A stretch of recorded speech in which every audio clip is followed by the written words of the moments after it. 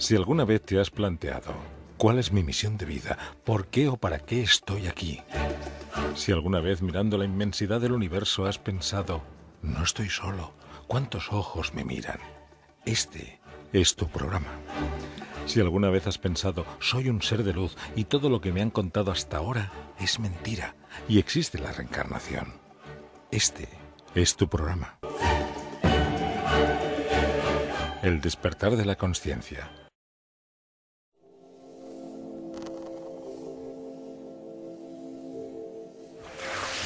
El despertar de la conciencia.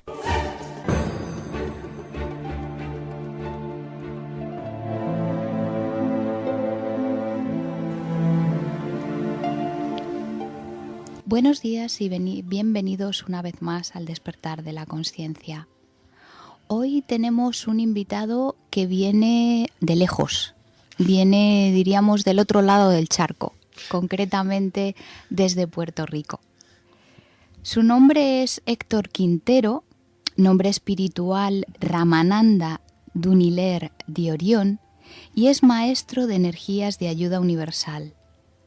Buenos días, Héctor. Muchísimas gracias por estar aquí con nosotros. Gracias a ustedes por la invitación. Por haber hecho este hueco, porque ha venido con él Juan Antonio Díaz Anumet. Buenos días. Y sabemos que le has preparado una agenda bastante completita. Sí, para aprovechar el tiempo. Sí, así que muchísimas gracias por haber hecho un hueco para estar con nosotros hoy aquí. Gracias, ha sido un placer. Ha sido curioso porque Juan Antonio me mandó una especie de currículum de cómo ha ido tu vida. Y a mí me gustaría, en primer lugar, porque claro, el nombre espiritual Ramananda Duniler Diorión es potente. Oh, sí. Muy potente, se puede decir.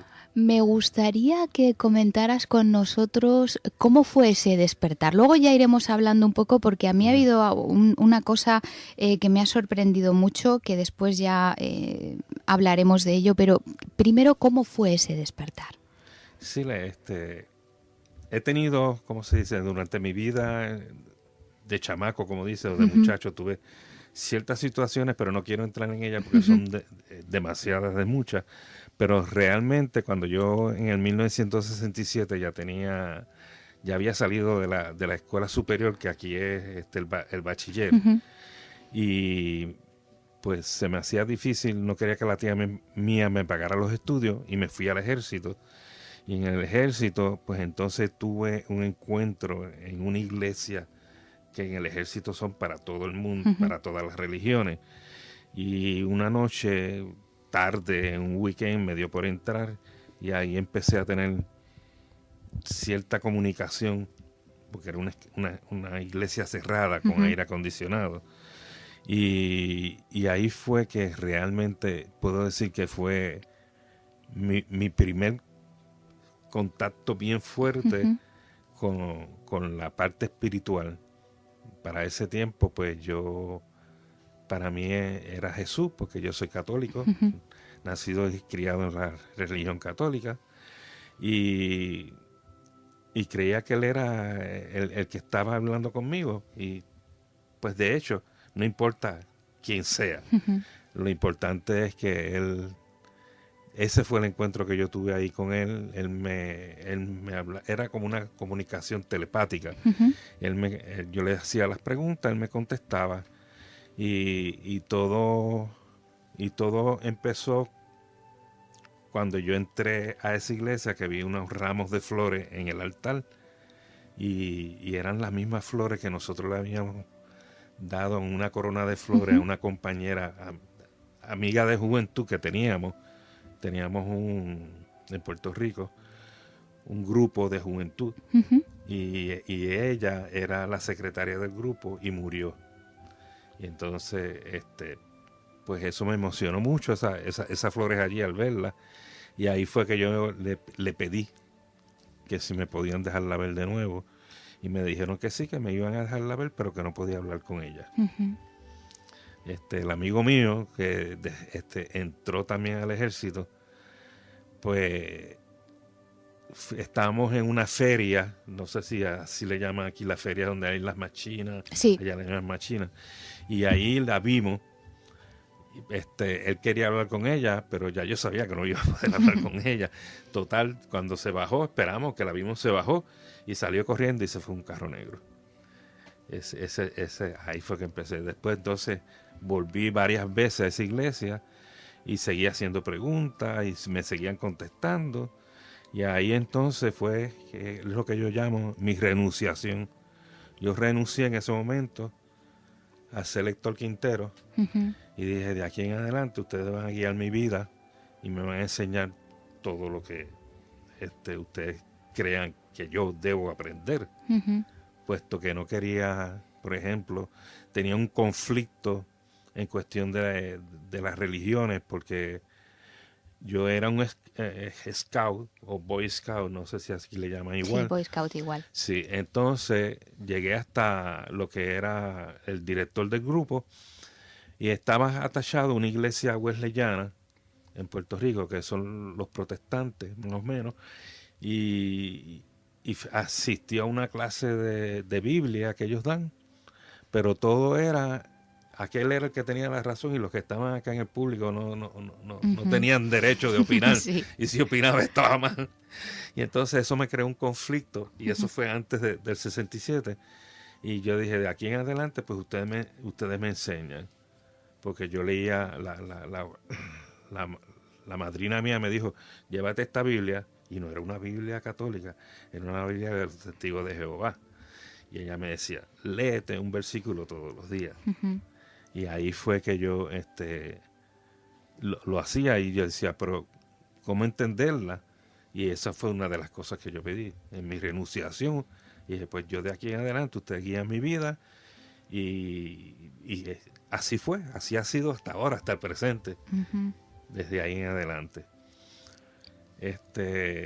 Pues claro, pues sucedieron muchas cosas y me enseñaron bastante, puedo decir, porque como yo le dije a Juan, yo estuve como 10 años, a Juan y a la esposa y al grupo de ellos, le dije, estuve como 10 años leyendo la Biblia, la terminaba, la volvía a empezar, la terminaba, la volvía a empezar.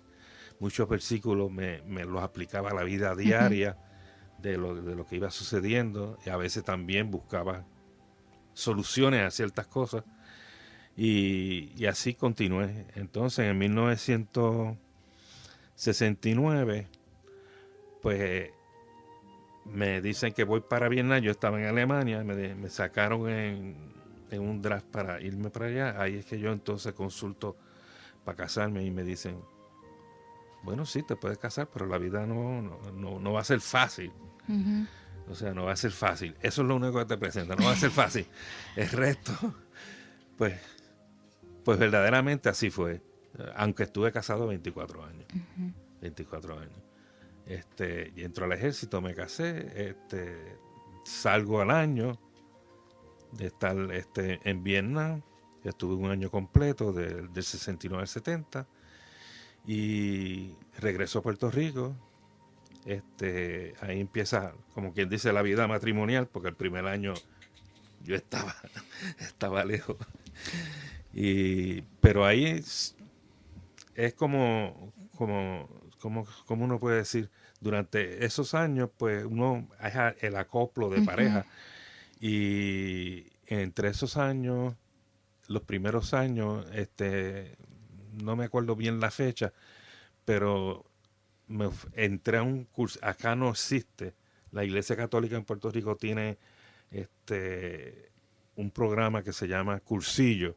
Ujú. Y en Estados Unidos también lo tienen. En Estados Unidos dicen de colores, pero en Puerto Rico es cursillo. Entonces yo soy cursillista por la Iglesia Católica también. Y el mío es el 312. O sea que, como quien dice, fue de los primeritos. Ya no sé por qué número van. Entonces después de ese cursillo uno se reúne. Después fue mi esposa, pero entonces ella fue al cursillo, pero el cursillo no entró en ella. No encajó. Como yo digo, no encajó, no entró. Pero continué, mi espiritualidad estaba ahí en la Iglesia Católica. O sea, yo no es que me hubiera ido. Posteriormente salgo, pero pasan bastantes años. En el 1985 fue que sucede? O sea, yo me quedo sin trabajo en Puerto Rico y tengo, o sea, estuve desde diciembre, fue una época bien, bastante, no mal, es que uno se siente, ¿cómo puedo decir? Uno resiente que se queda sin trabajo en la época de Navidad, cuando vienen la época navideña para los hijos. Ya yo tenía 2 niños, una nena y un nene y una nena, y entonces pues decía, ¿qué vamos a hacer? Claro, mi esposa estaba trabajando, pero como quiera, siempre proveyo, los regalos aparecieron, etcétera, etcétera. Y siempre me han ayudado en ese aspecto. Y pues estuve buscando trabajo de lo que fuera y no encontraba, y había un amigo de mi esposa que me ofreció a que yo me fuera para Atlanta, Georgia, en Estados Unidos, y me fui. Y pedí permiso para irme para allá, por supuesto. ¿Y qué fue lo que me dijeron? No crea que vas a trabajar en oficina, vas a trabajar bajo el sol. Y exactamente, 7 años estuve trabajando bajo el sol. Lo que hacíamos era techos industriales, pero son de goma, de una goma finita, y tienen varios sistemas. Y yo estaba me dieron o sea, como yo tenía un bachillerato, graduado de universidad, entonces me dieron un grupo para manejar. Y me pusieron después a cargo de las especialidades nada más, buscar goteras, hacer terminaciones, nada de lo otro que hacían los otros grupos. Y me fue bastante bien, puedo decir, no fue mal, pero aprendí una labor que solamente se aprende ahí haciéndola. No hay una escuelita para eso. Se aprende con práctica. Exacto, así mismo. Y posterior a eso, pues estando allí en Estados Unidos, yendo a la Iglesia Católica en Estados Unidos, no sé si aquí lo hacen, ellos tienen un grupo que se llama los carismáticos. Los carismáticos son aquellos que el padre viene y le hace un bautismo con el Espíritu Santo. El despertar de la conciencia.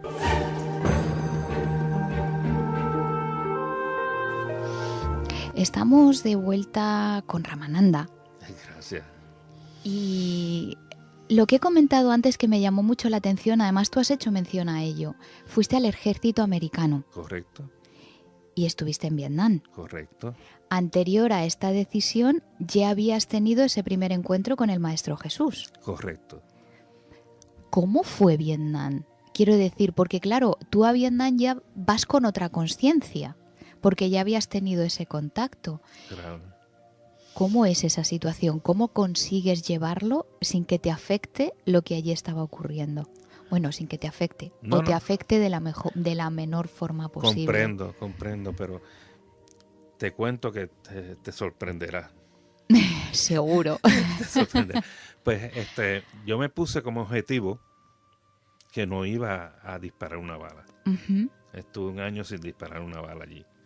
1 año completo. Yo estaba en una unidad de construcción. Mayormente, lo que se llama MOS es el código del trabajo que uno hace en el ejército. Y como yo fui voluntario, pues escogí carpintería. Después que fui a la escuela de carpintería y aprendí ciertas cosas, ya yo sabía leer el plano antes de eso, y se me hizo muy fácil el curso. Entonces, como era carpintero, no tuve que entrar en ningún contacto con el enemigo. Aunque en Vietnam el enemigo uno no puede decir, allá al frente está el enemigo. Ahí no había sitio, el enemigo te podía atacar en cualquier sitio que tú fueras. Y sucedía, yo a veces me cuentan gente que iban por las carreteras que a veces nosotros pasábamos para ir desde el campamento donde estábamos a la base principal, y le atacaban, a una persona le atacaron y le dispararon, pero gracias a Dios las veces que yo fui no hubo nada. fui a la playa, que ya la gente no lo cree. Fui al mercado, los mercados donde venden comida. Sí. Claro, allá son distintos. No hay tanta salubridad como en Estados Unidos, España, Europa y los demás países. La salubridad se ve, yo la veo, pero no es cuestión de que comía. Sí, comí coco, porque habían cocos igual que acá. Abrimos unos cocos, nos retratamos abriendo los cocos y bebiendo agua de coco. Pero verdaderamente lo pasé bien, no tuve ningún problema. Hubo una vez en una base que estábamos, hubo un intento de bombardeo, pero como si fuera un simulacro, porque no pasó nada. Y yo no oí que cayeran ningún mortero o ningún cohete que disparara el enemigo. Pero mayormente estaban en esa construcción y mayormente eran barracas, que es lo que le llamamos nosotros, para los oficiales. Posteriormente, en los últimos 4 o 5 meses, nos fuimos para el norte, porque Vietnam estaba dividido en 4 secciones. Yo estaba en la sección número 2, en la número 3, y pasamos cerca de la número 2 con la número 3 y el borde de Camboya, que allí nos podían atacar. Pero la inteligencia decía que el enemigo pasaba por detrás, cerca de nosotros, y no nos atacaba porque el objetivo no era nosotros. Una compañía así chiquitita, como decía yo, no era el objetivo. Y siempre estaban pendientes. Vi aviones tirar la gente naranja. Y pues me fue bien. Yo puedo decir que lo pasé magníficamente bien. Sin embargo, oí historias de compañeros puertorriqueños que estaban en infantería, y los de infantería sí los pasaban mal. Claro, es que quizás estamos muy influenciados también por las películas de Hollywood, ¿no? Pero cada vez que se retrata sí. todo lo que tiene que ver con la guerra de Vietnam, claro, es un poco escalofriante. Entonces, lo que cuentas es como que no, es como si hubiera sido un mundo paralelo. Como que no tiene relación con lo que a nosotros se nos ha contado. No, claro. Yo puedo decir experiencias, o sea, a nosotros nos pasaba un periódico militar. Y ellos, pues, en un sentido, no sé si es para subirle la moral a uno, ellos enseñaban, tenían un avión que es un C-10 que tenía muchas ventanillas, y ellos los ocuparon en cada una con unos, le llaman minigón porque ese es un barril de muchos cañones que dispara una bala por pulgada cuadrada. No se salva nadie. Entonces, ellos dicen que eso fue verdad porque sí sucedió. A una base de lo que llaman los Green Berets, los boinas verdes, lo atacaron como 10,000 Vietcong, los vietnamitas del norte. Y claro, ellos pidieron ayuda y le mandaron la sombra esa y en 2 pasadas barrió con todo el mundo. Los eliminó a todos. Porque si tienes 7 o 10 en un lado, una barrida de esa a pulgada cuadrada por cada bala que dispara cada una de esas armas, pues se lo llevan todo. Se lo llevan todo. Pero sin embargo, a ti parte de tu invalidez fue provocada precisamente por el agente naranja, por el accidente que tuviste en Vietnam y a ti te ha afectado físicamente, que es la mayor parte de tu invalidez. Vino de ahí, o sea que... Porque ellos lo que pasa es que en la gente naranja, eso fue una pelea que tuvieron los veteranos en el Congreso para poder ganar esa parte, pero todavía aún siguen sacando enfermedades que son a causa de la gente naranja. Sí, pero es parte, porque entonces el agente naranja, que me lo conectaron recientemente, después del 70, yo salí en el 70, y ahora es que me lo vienen a conectar porque tengo diabetes tipo 2, y al conectarlo con el agente naranja me dan un 100% porque ya está escrito, ya está determinado. Ay, perdón. Era un producto que echaban. Sí, naranja, me imagino. Sí, no, nosotros íbamos un convoy, sí, y cuando y nos pararon, dijeron, no podíamos pasar, no sabíamos qué era lo que estaba pasando, lo que estaba sucediendo, Pero cuando nos dieron el paso, tuve todos los árboles que como un fuego bien, cuando hay un fuego que las hojas se ponen como brown, que el calor las ha quemado, eso era la gente naranja. Sí, un defoliador para matar la maleza, los árboles y todo. No mataba, no digo yo. Hay otra fecha que para mí resultó importante, que es 1993, cuando se presentan todos los maestros ascendidos y llega la segunda iniciación. Sí, exacto. Me gustaría, yo sé que no se puede compartir todo, pero hasta dónde tú puedas compartir cómo fue ese momento y qué es exactamente la segunda iniciación. O sea, en el 1993 que viene mi divorcio, yo le digo como por cosas graciosas, me botaron como bolsa.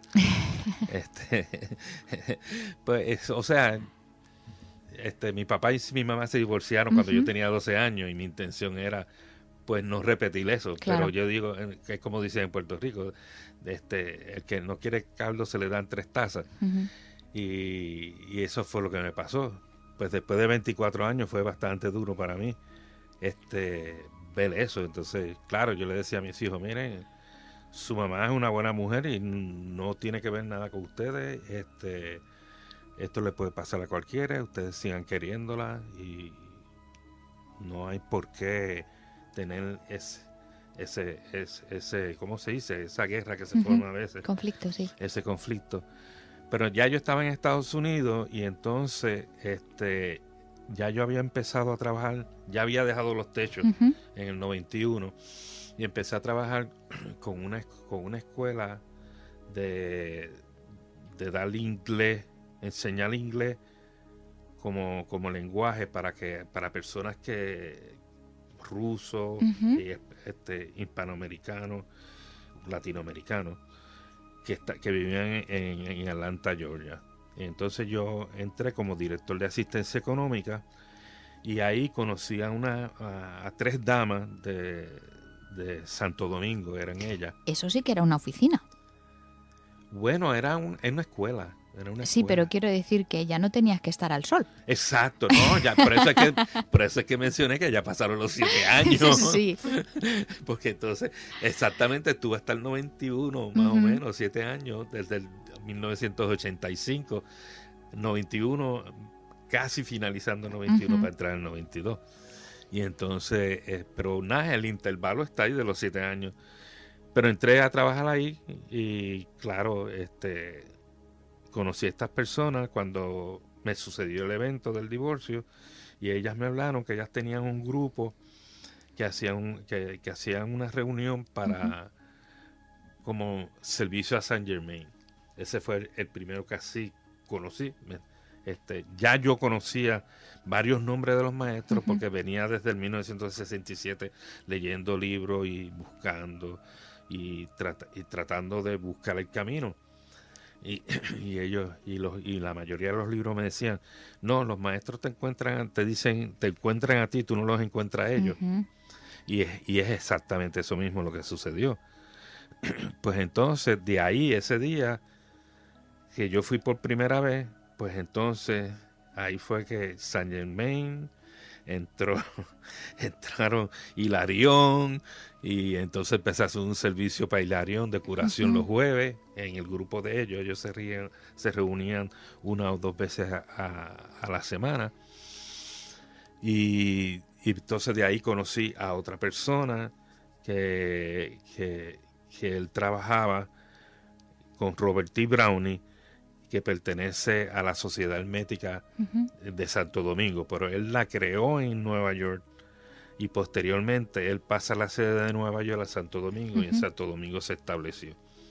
Entonces uno de los discípulos de él, que vivía en Atlanta también y conocía a estas 3 personas, ahí lo conocí a él, me conecté con Robert T. Browning, que es él tiene de nombre esotérico, no nombre como espiritual.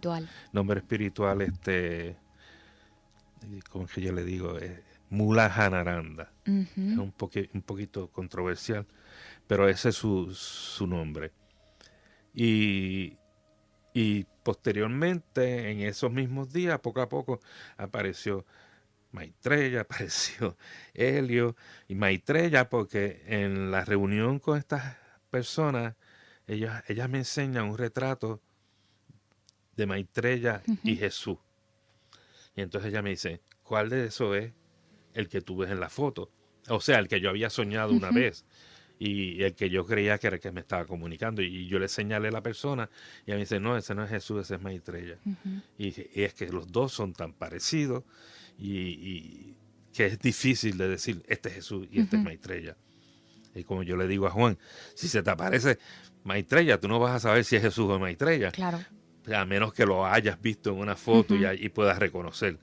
O a menos que él mismo se identifique, yo soy Maitreya. Y entonces pues ya sí tú sabes exactamente quién es. Pero ahí, como todo es telepático, entonces vino Serapis Bey, por ejemplo. Serapis Bey me decía, yo tenía unos anillos con sánscrito en cada lado. Y me decía yo que él usaba unos de oro grandes. Posteriormente, en el 2015, me entero que cuando dicen que mi nombre es Dulinier de Orión, que yo usaba unos anillos y unos brazaletes iguales en Egipto, que son unos brazaletes de oro. Claro, estoy saltando más adelante de lo que es, porque ya en el 2015, cuando yo me dedico a buscar por mi cuenta en la internet, porque estaba existiendo un grupo en Puerto Rico, y encontraba que no avanzaba. Empecé en el 2010 con ellos y como que un estancamiento y como que había fricción con lo que yo decía. Y entonces, pues yo a la persona que dirigía el grupo, yo le dije, mira, yo vengo aquí porque Maitreya me trajo. Yo no necesito el podio tuyo, yo no quiero nada de eso, porque es una responsabilidad muy grande para mí. Y creo que cualquier palabra puede afectar a cualquier persona mal dicha, porque siempre he tenido ese conflicto en la comunicación por la sencilla razón que las personas a veces entienden algo que no es, se desvirtúa un poco. El despertar de la conciencia.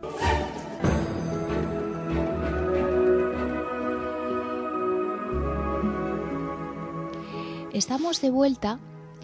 Ya habíamos hablado de ese momento en el que se te presentaron los maestros y tú has citado otra fecha que yo he sentido que para ti también es importante, ese 2015. Sí. O sea, yo estuve en Atlanta hasta el 2006. En el 2006, claro, pedí permiso para irme para Puerto Rico, si era lo que ellos verdaderamente necesitaban. Me dijeron que sí, que no había ningún problema. Entonces pedí una transferencia, conseguí una posición dentro del mismo gobierno federal. Yo estaba trabajando para el gobierno federal, entré a trabajar en 1994. Es interesante y perdóname que me vaya un poquito más hacia atrás, porque fue que en 1994 yo estaba trabajando en la escuelita esta, ya cuando el divorcio, me despidieron. Pero ahí sucedió un encuentro con Robert T. Browning en una iglesia pentecostal. Ya yo estaba yendo a una iglesia pentecostal. Me había bautizado en la iglesia pentecostal. O sea, ya el espectro de la iglesia católica, no el espectro, no lo puedo decir así, porque yo en la actualidad, pues como me hicieron los otros días una pregunta, ¿a qué religión yo pertenecía? Yo le dije, yo pertenezco a todas, porque no puedo sacar a nadie. Claro. Y los maestros no sacan a nadie. Todo es un rompecabezas inmenso que todos pertenecemos a él. Y entonces, en ese momento, pues, ¿cómo te puedo decir? ¿Cómo lo puedo poner? que no suene tan fuerte. Era más era una época que entrara al gobierno. O sea, me votaron, después tuve el encuentro y me dijeron que la esposa de él me habló en inglés, decía que todo lo que se me había quitado me lo iban a dar mucho mejor. Claro, pasaron 7 meses y después hasta febrero del 1994 es que me llaman de nuevo a trabajar en el sitio que me habían despedido y me dicen la razón por la cual era para economizar su salario. Y dije, vaya, para economizar su salario. Entonces tenían tremendo problema, me llamaron y ahí fue que llegó la circular del gobierno federal. Yo la puse por un lado, pero a la semana me dieron un toquecito, me dice, búscala. La busqué, la vi, solicité y cuando mando la solicitud era la región 7 y yo dije, la región 7, pues esto fue el maestro el que me lo envió. Exactamente lo que me habían dicho era así. Pues entonces me hice la entrevista, me aceptaron, entré en el ejército. ¿Qué día? Entré en el Departamento de Educación Federal. Era el Departamento de Educación Federal, iba a auditar la escuela con respecto a Título 4. Título 4 son las becas federales que dan en Estados Unidos para los estudiantes. Pues después de ese tiempo, empecé en Kansas City, Missouri. Después conseguí un transfer para Atlanta, porque ahí era que estaban mis hijas y mis nietos. Y en el 2006 regreso a Puerto Rico a través de ello. No cambié o sea, lo que cambiaba fue posiciones, pero es dentro del mismo departamento. En el 2009 me retiro. Y en el 2010, por una revista que leyó la esposa del hermano mío, mi cuñada, me dice, mira, aquí hay unas clases que están dando una licenciada de Maitreya. Y no me dijo más que Maitreya y dije, para allá yo voy. Para allá yo voy. Y la invité a ella y ella fue conmigo, pero después de eso ella no siguió asistiendo. Yo la seguí invitando para que fuera conmigo porque podía ir, yo no tenía ningún problema. Pero entonces desde 2010 que yo entré en ese grupo, que es es de Benjamin Creme, que él está en Londres y es el precursor de... Ahora se me olvidó el nombre así de momento. Share International. Share International. De Share International. Y entonces, pues tenía conflicto, pero no era conflicto por... Era de palabras que yo decía o algo, y entonces como que no encajaban. Y vi que entonces el grupo ya no estaba yendo para ninguna parte. Entro en el 2015 a la internet y me pongo a buscar ahí. Y de ahí entonces conozco a mi gran amigo Juan, muy querido y una persona muy del alma, como puedo decir. Y pues ellos pues nos conectaron, como quien dice, y hemos tenido un intercambio muy fabuloso, puedo decir. Yo le digo a él a la larga va a saber mucho más que yo, y correcto. Él me da unas explicaciones larguísimas y no es que estén mal, están bien, pero que yo no soy tan extensivo. Sí, es más concreto, más directo. Es como yo le estaba diciendo, anoche teníamos una reunión y yo le digo a las personas, a las otras personas, no, yo le voy a dar síntesis, ustedes me hacen las preguntas, yo le doy síntesis y Juan le alarga, le da la otra parte más larga. Pero es la verdad, no lo puedo ocultar, o sea, no... ¿Cómo se dice? Yo hablo y de este tema puedo estar hablando horas y horas y horas y no acabo. Y la señora me dice lo mismo. Y si se va porque me deja solo, no le participa, no le atrae mucho. Pero ese es su deseo. Pero ahí he conocido mucha gente, he conocido gente de España, conocí la Gran Hermandad Blanca que está aquí localizada en Madrid, que escribí unos artículos para ellos una vez, pero no continué, me paré, porque entonces vino lo del viaje para acá y ya había planeado. Es más, el hotel lo separé desde abril antes de llegar a septiembre. O sea, ya me había adelantado mucho y tenía que hacer la visita. Eso fue lo primero que yo dije. Tengo que ir a visitar a mi gran hermano Juan Antonio Pásamo, que por nombre yo no me atrevo a decirlo. San Paul Baba. San Paul Baba. Sí, porque él no se lo dice a mucha gente, muchas personas. Sí, me sí. consta. Sí. Pero es él desde el principio que nos comunicamos fue como una conexión instantánea. Él descifró el nombre mío, me dijo, tú tienes un nombre que no es muy grande, Ramananda. Mis primeras 4 letras son las palabras de Rama. Uh-huh. Rama fue un gran maestro en la India. Dice, he oído y he buscado y es el primer maestro, uno de los primeros maestros, y que vino de la Atlántida. Antes de la Atlántida unir, él salió y se estableció en la India. Y la otra parte de Duniniel de Orión vino a suceder ahora en el 2016 con otro compañero que se nos unió desde Santo Domingo, que se llama Lázaro. De Cuba. De Cuba, de Cuba, sí, de Cuba. Es que tengo gente en Santo Domingo, tengo gente en Cuba, tengo personas en México que también me escriben por internet. De Venezuela, tengo una muchacha que escribe muchos mensajes, que se llama Solitalo.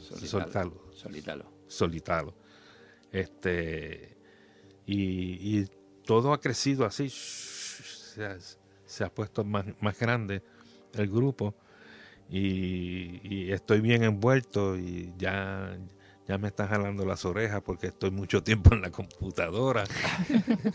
Sí, porque todo es por ahí, es la base que uso actualmente.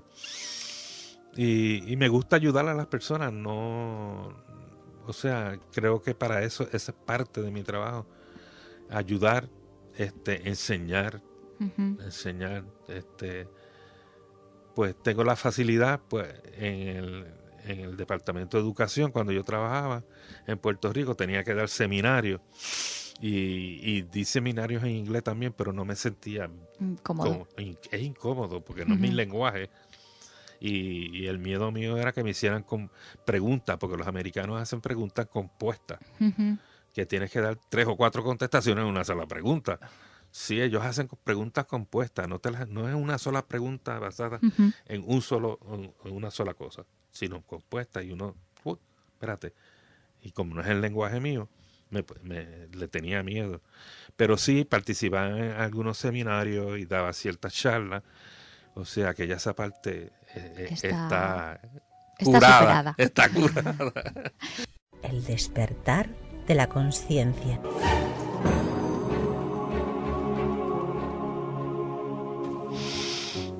Ya de vuelta con vosotros, yo quería preguntarte, sé que una de las cosas que haces es enseñar o transmitir o facilitar técnicas sencillas para sanarse a uno mismo. Claro. Y la técnica de las triangulaciones. No había escuchado nunca hablar de esta técnica. O sea, esta me la enseñó el maestro Saint Germain, Hilarión, el maestro Saint Germain. Pues siempre tengo al maestro Saint Germain y al maestro Hilarión juntos, siempre.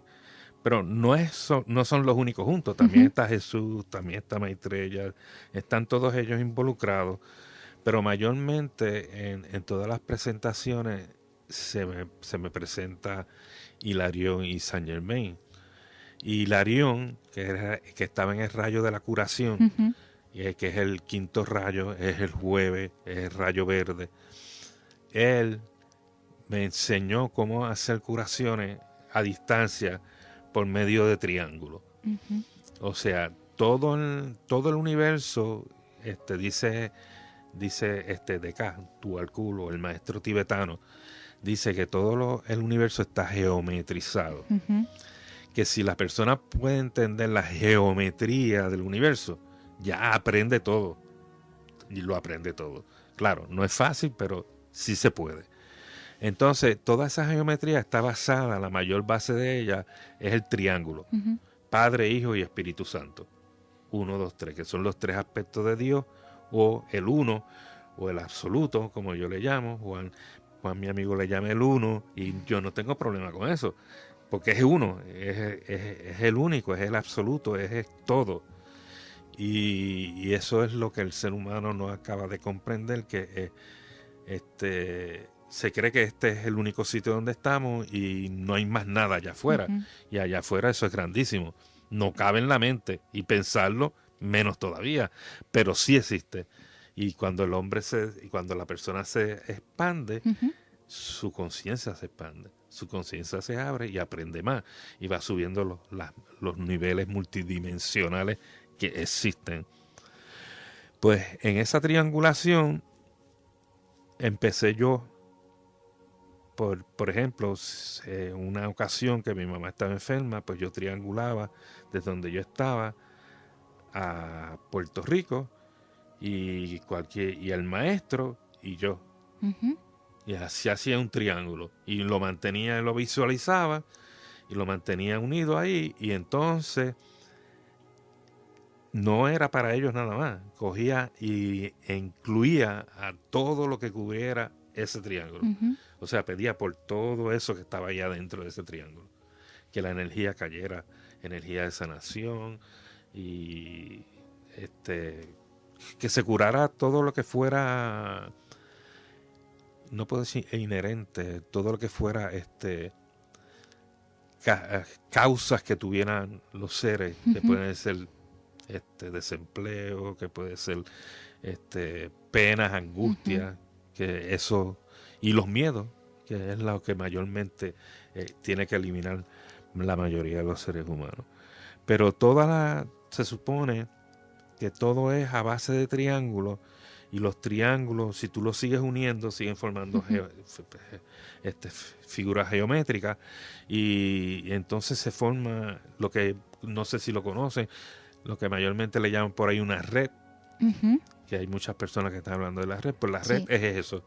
La red es eso, es como decir, es como si tú te haces la pregunta, ¿cómo es que Dios está en todas partes? Que muchas veces la Iglesia Católica no la explica en su realidad. Y es así, está en todo porque Él es todo. Y entonces al estar en todo y Él es todo, pues está en todos nosotros. Y es como yo le decía a Juan, mira,